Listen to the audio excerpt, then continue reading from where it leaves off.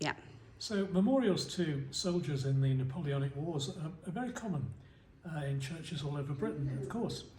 But it's quite unusual in a moorland church, in a small church of a small Pennine village, a woolen settlement really, to find two really rather splendid memorials to soldiers from the Napoleonic Wars.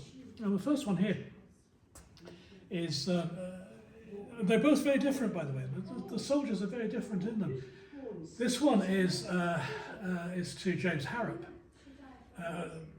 and he was obviously the son of a wealthy Dobcross family, and in 1798 he was appointed a lieutenant in the Yorkshire Militia, the 4th Regiment of the Yorkshire Militia. Now militias, ragtag local armies of wealthy people whose main job really was keeping order, riding around, keeping order.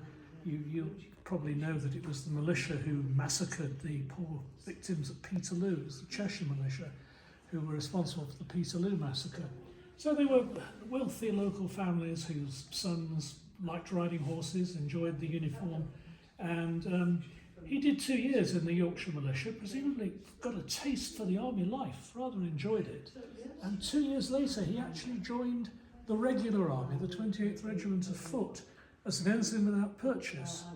Now an ensign was the lowest possible rank in the officer class in the army, and usually you had to even buy, or your family, your wealthy parents had to buy you that position. But he is an ensign without purchase, which means that he was either, he distinguished himself in some action with the Yorkshire Militia, or it was considered inappropriate for a lieutenant in the militia to join a regular foot regiment without being a junior officer, or possibly it was on his merit, simply the fact that he'd served in the Yorkshire Militia. But for whatever reason, he was one of the few soldiers in the regular army, one of the few officers who didn't have to pay for his commission.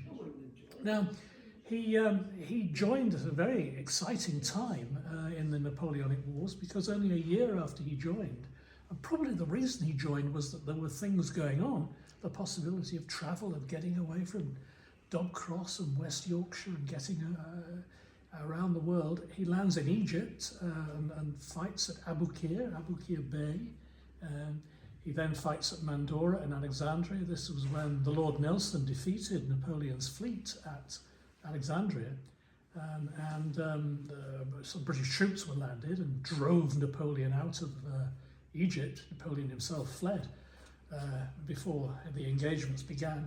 He then goes in 1805 to Germany, to Bremen, and then in 1807, when the Lord Nelson's fleet destroys the Danish fleet at Copenhagen, he lands at, besieges and captures Copenhagen. And then the most exciting part of his life begins, because he joins Lord Wellington with the British Expeditionary Force to Portugal to fight Napoleon and attempt to both defend Portugal and drive Napoleon out of Spain. He joins the lines at Torres Vedras near Lisbon, the British lines.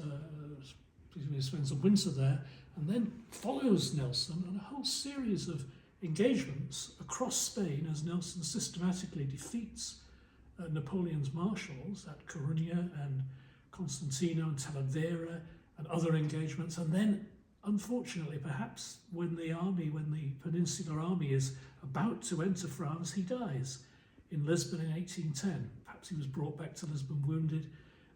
He was interred at the cemetery in Belém, which is very close to the centre of Lisbon, and his brother officers placed a monument over his grave. So, a very exciting military career for an officer of Napoleon's army in the peninsula, beginning with the Dobcross family. And there we are. There you go.